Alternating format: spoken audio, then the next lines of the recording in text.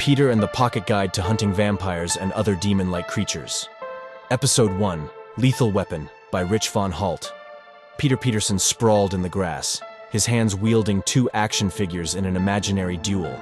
The vampire figure, shirtless and bald with demonic eyes and pointed ears, leaned against a tree trunk, his black pants a stark contrast to his pale skin. All his teeth glinted sharp fangs.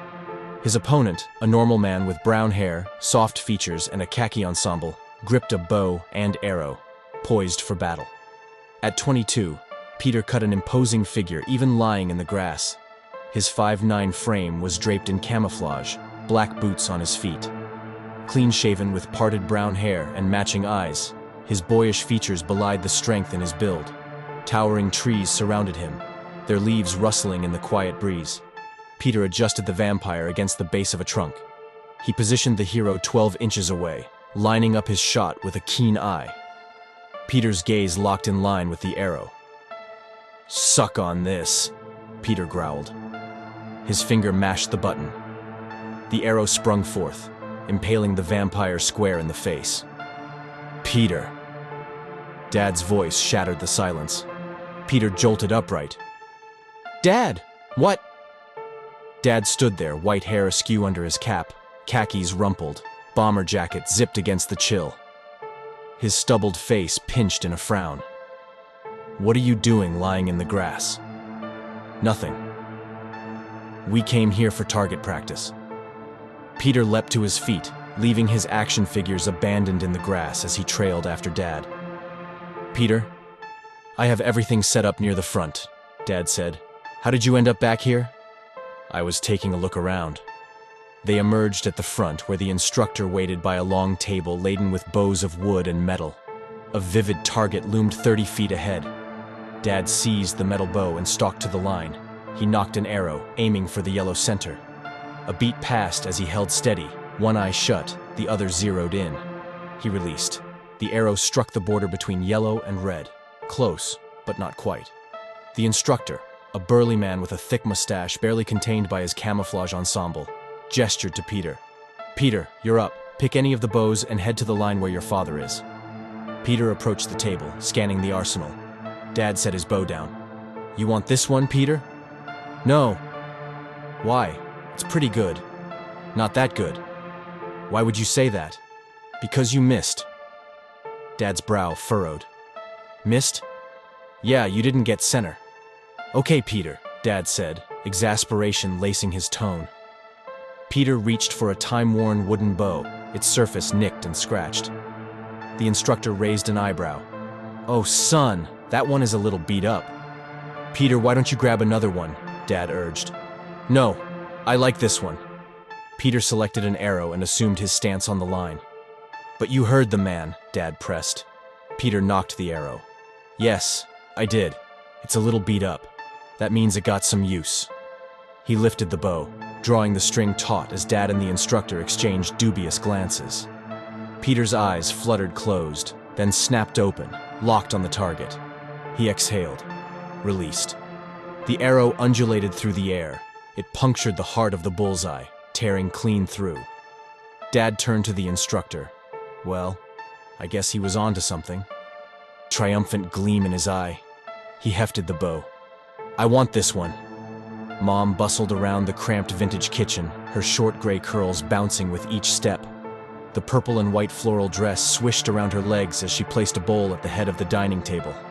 Dad and Peter trudged in, Peter clutching his new wooden bow and a bag of arrows. "Peter." Mom's voice lilted with affection. She poured a cascade of Count Chocula cereal into the waiting bowl. "I have your favorite. Come eat."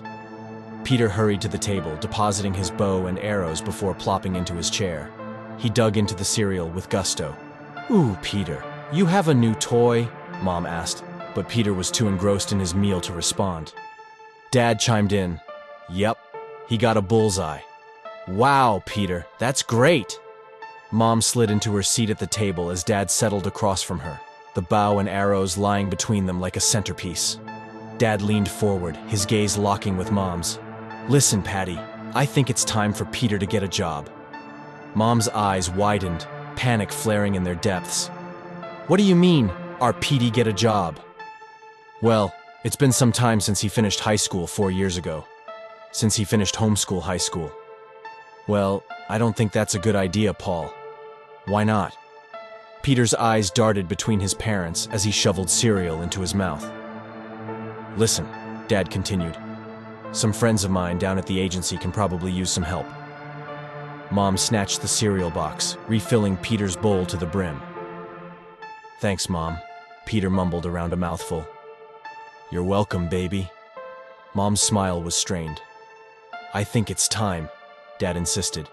He wouldn't know how to do anything down there. Peter piped up. I can learn, Mom. You hear that? He can learn. Dad's tone held a note of triumph. Mom fished a cigarette from her purse with trembling fingers.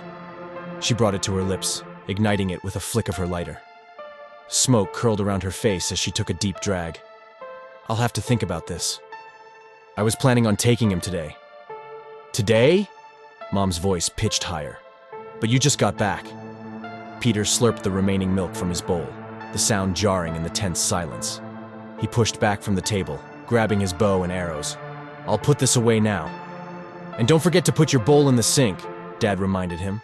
Oh yeah, and please change out of the camouflage. You got it, Pop. Peter swiped his bowl and vanished from the room. Dad turned back to Mom, his expression softening.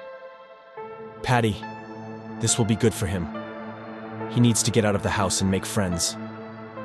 Mom took another drag, her hand quivering. It's a dangerous world out there, Paul. I just want to protect him. He needs to grow up. We're not going to be around forever. Dad paused, letting the weight of his words settle. By keeping him away from everything, you're not allowing him to do anything. Mom fell silent, the cigarette burning forgotten between her fingers as she stared into the distance, 1,000 worries swirling in her mind. Peter burst into his room, bow and arrows clutched in his hands. Superhero statues stood sentinel on his dresser, their plastic faces frozen in eternal vigilance.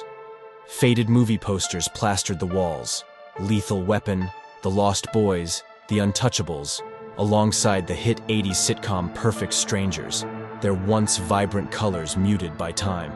He laid the bow and arrows reverently on his bed, marveling at their craftsmanship.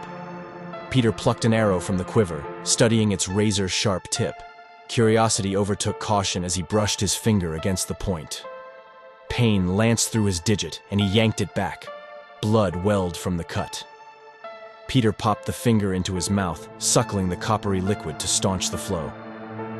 In the kitchen, Mom sat motionless, cigarette smoldering between her fingers. Aggravation etched lines into her face. Behind her, Dad stood at the sink, scrubbing cereal bowls with more force than necessary. Peter emerged, dressed in a crisp white polo and khakis, his trusty boots still on his feet. Okay, Mom. Thanks for the cereal. I'm off. Dad turned, dish rag in hand, appraising Peter's attire. Leaving the boots on? Yeah, they're stylish. All right. Dad tossed the rag aside and strode toward Peter. Come on, Peter. Peter headed for the door, tossing a farewell over his shoulder. Bye, Mom. Wish me luck. Dad paused beside Mom, searching her face for a reaction. She stared straight ahead, exhaling a plume of smoke. Okay? Dad asked, a note of pleading in his voice. Yeah. Mom's reply was flat, emotionless. Dad's shoulders sagged. Okay, he muttered, disappointment heavy in the word. He turned and followed Peter out the door. Mom remained frozen, eyes fixed on the wall as the cigarette burned down to her fingertips. The silence in the room was suffocating, broken only by the faint sizzle of the cigarette's ember and the distant sound of the front door clicking shut. Peter slouched in the passenger seat, engrossed in the pages of Spider-Man vs. Vampires, issue number 1. The comic book consumed his attention, transporting him to a world of heroes and monsters. Dad gripped the steering wheel of his gray 1984 Oldsmobile Cutlass Supreme, his knuckles white with tension. Peter, can you put down the comic book for a second? Peter's eyes never left the page. Just a second. He adopted a faux Transylvanian accent. I'm sure I'll be seeing you again. Switching back to his normal voice, he chuckled. "Oh!" He dissolved into laughter, then lapsed into silence, still absorbed in the story. Dad's jaw clenched. "Peter!" "Okay." Peter closed the comic book with a sigh. "Listen, this place I'm taking you—" "Yeah, where are we going?" Peter interrupted. Dad held up a hand. "I'm about to tell you. Use this place as a starter job. Make some money and figure out who you are, who you want to be. Life's not always going to be easy when we're gone. But if you start now, you'll be in good shape." He reached over and squeezed the back of Peter's neck, a gesture of affection tinged with desperation. "It's time to grow up, son." He paused, letting the words sink in. "The guys running the place are old friends of mine." "Where are we going?" Peter repeated, impatience creeping into his tone. Dad pulled the car to the curb and killed the engine. They were parked across the street from a nondescript building with trade towers emblazoned on the side. "Here we are," Dad announced. Peter peered out the window, confusion furrowing his brow. "Trade towers?" "Over on this side, across the street." Dad gestured through his window at a storefront on the opposite side of the road. Peter squinted at the sign. "A travel agency? Are you serious?" Dad popped open his door and stepped out onto the sidewalk. "Yeah, come on, Peter." Peter stared after him, disbelief etched on his face. The comic book lay forgotten in his lap as he tried to process this unexpected turn of events. A travel agency? What could his dad possibly be thinking? Peter's mind whirled with questions as he reluctantly reached for the door handle, steeling himself for whatever lay ahead. Dad and Peter stepped into the cavernous travel agency, its interior sprawling like a warehouse. Niccolo and Sergio, both in their 40s, sat hunched over a card table, their leather jackets creaking as they shifted. Niccolo, overweight and clean-shaven, eyed his cards with intensity, while Sergio, tall and slender with a mustache, drummed his fingers on the table. Behind the long counter stood Dominic, early 50s, his loose red and white Hawaiian shirt revealing a thicket of chest hair adorned with glinting gold chains. His hair, long but slicked back, glistened under the fluorescent lights. He was tall and thin, his face smooth and angular. "Hey, look who it is, Polly Peterson," Dominic called out, his voice booming in the space. 3 more men emerged from the back. Angelo, 30s, tall and overweight with a balding head and slicked back hair on the sides, stirred a grilled cheese sandwich in a bowl of tomato soup. Luigi, 40s, short and rotund, his curly hair untamed, and Pete, Dominic's son, the same age and height as Peter, his hair also slicked back, followed close behind. They all sported an array of vibrant Hawaiian shirts paired with crisp black slacks. Niccolo and Sergio abandoned their game, rising to greet Peter and his dad. The men took turns embracing Dad, Dominic being the last. "Polly, thanks for stopping by. Is this your boy?" "Yeah, this is Peter," Dad confirmed. Peter extended his hand, but Dominic's gaze lingered on his boots for a moment before he grasped Peter's hand in a firm shake. Dominic turned to Dad. "You remember my boy, Pete?" He beckoned to his son. "Pete, get over here." Pete strode over, shaking Dad's hand. "You guys are the same age. This is my son, Peter," Dad introduced. Pete offered his hand to Peter, who clasped it in a solid grip. "I'm Pete." "Peter." As the men resumed their activities, Dominic slung an arm around Dad's shoulders, steering him away. Peter watched from a distance, Pete standing beside him. "So our dads are old friends, huh?" Pete remarked. "I didn't know," Peter admitted. "Yeah, something back in the day they used to run together." "I didn't know my dad was a track star," Peter joked. Pete shot him an odd look. He wasn't. Dad's hushed conversation with Dominic drifted over. "He's not like us," Dad confessed. "Yeah, I can tell," Dominic agreed. 2 weeks, 4 weeks tops," Dad pleaded. Dominic nodded. "All right, let me talk to him for a bit."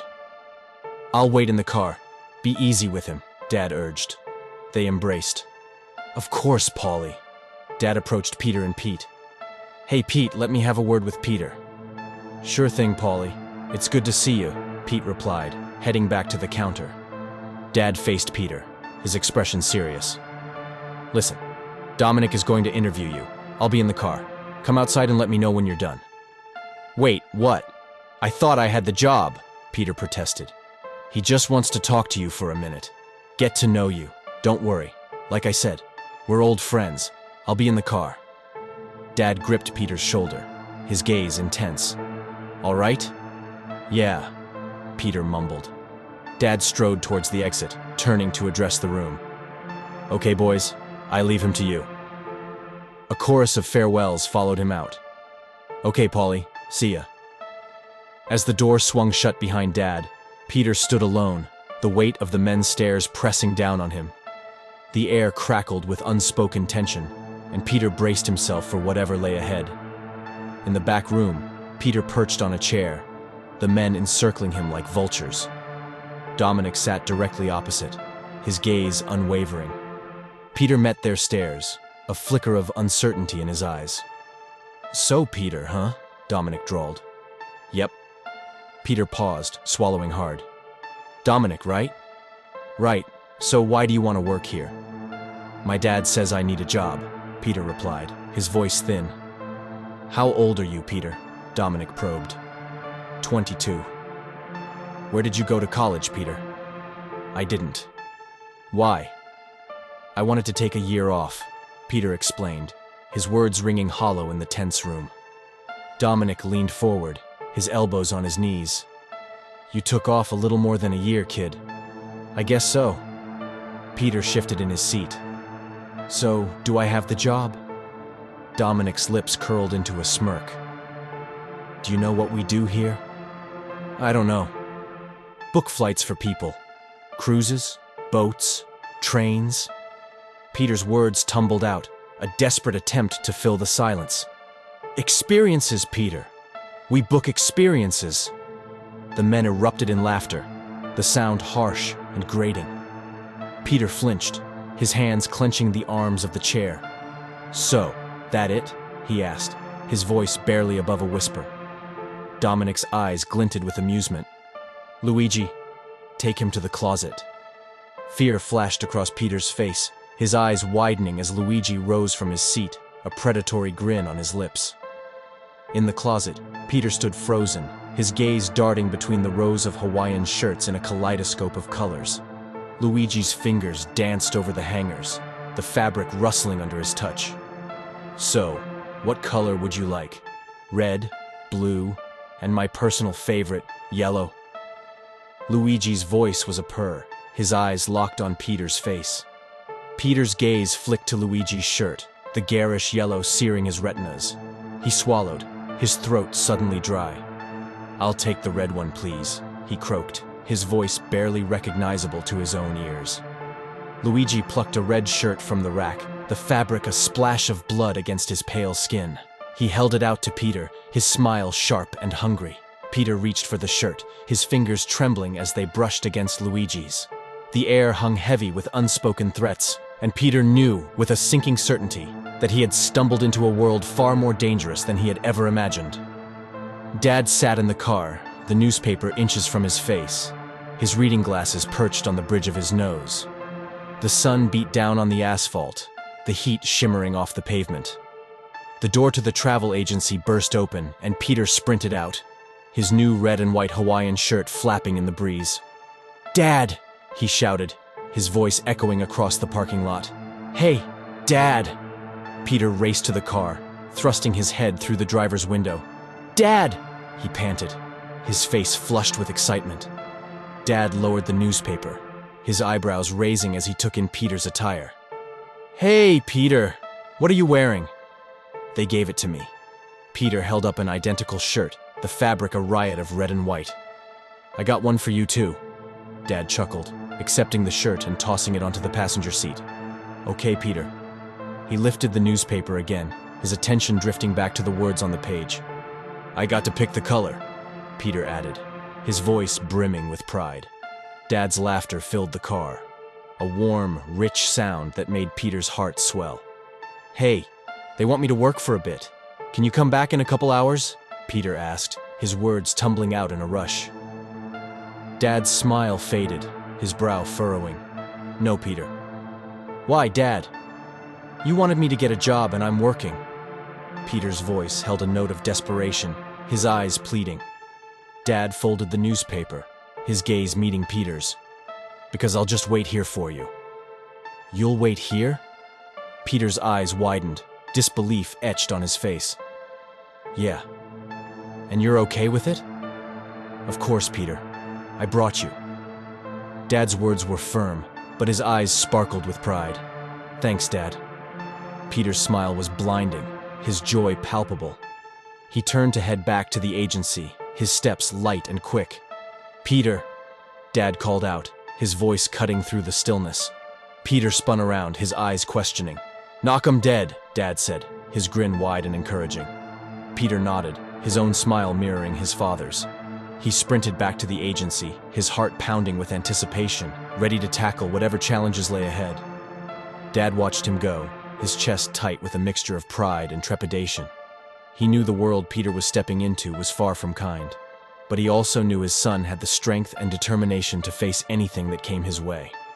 With a sigh, Dad picked up the newspaper, the pages rustling as he settled in to wait, ready to be there for his son, no matter what. 3 hours had passed, the sun sinking below the horizon, painting the sky in hues of orange and red. Dad sat in the car, the newspaper still clutched in his hands, the red and white Hawaiian shirt now adorning his frame. The car door opened, and a figure slid into the back seat. Milena, a striking woman in her 20s with Eastern European features, settled into the leather, her high ponytail swishing against her neck. Her skin was pale, a stark contrast to the deep red of her lipstick and the darkness of her halter top and pants. Dad whirled around, his heart leaping into his throat. Hey, this isn't an Uber, he stammered, his voice shaking. Milena remained silent, her eyes boring into his. She parted her lips, revealing gleaming fangs that glinted in the dim light. Across the street, Peter and the guys spilled out of the agency, their laughter ringing through the night air. Peter seemed at ease, a far cry from the nervous young man who had entered just hours before. He clutched a bag of Hawaiian shirts, a trophy of his newfound belonging. Dominic turned to lock the door, his keys jingling. Good job today, Peter, he said, his voice gruff but approving. Does that mean I can come back tomorrow? Peter asked, hope blooming in his chest. Dominic glanced at the others, a smirk playing on his lips. This guy wants to come back tomorrow. The men chuckled, their laughter tinged with something darker. Pete slung an arm around Peter's shoulders, steering him towards Dad's car. Don't stress these guys, Peter. If they bust your balls, it's because they like you. Yeah, that's fine. It's nice to get out of the house, Peter replied, his steps light and carefree. Pete pointed to the Cutlass Supreme. Is this you right here? The driver's side door swung open, and Dad tumbled out, his body hitting the ground with a sickening thud. Peter's bag slipped from his fingers as he sprinted to his father's side, his heart pounding in his ears. He dropped to his knees, gathering Dad's head in his hands, tears streaming down his face. Dad's breaths came in shallow gasps, his eyes flickering open to meet Peter's. Guys! Dad! Pete shouted, his voice cracking with urgency. Dominic and the others turned, their eyes widening as they took in the scene before them. They raced over, their steps faltering as they caught sight of the blood gushing from Dad's neck, staining the pavement crimson. Peter pressed his hand to the wound, desperate to stem the flow, but the blood seeped through his fingers, warm and sticky. His sobs echoed through the night, a primal sound of anguish and despair. High above, on the roof of the trade towers, Milena watched, her eyes glinting with a predatory light. She stood motionless, a silent observer to the tragedy unfolding below, her lips curled in a smile that promised nothing but darkness and despair.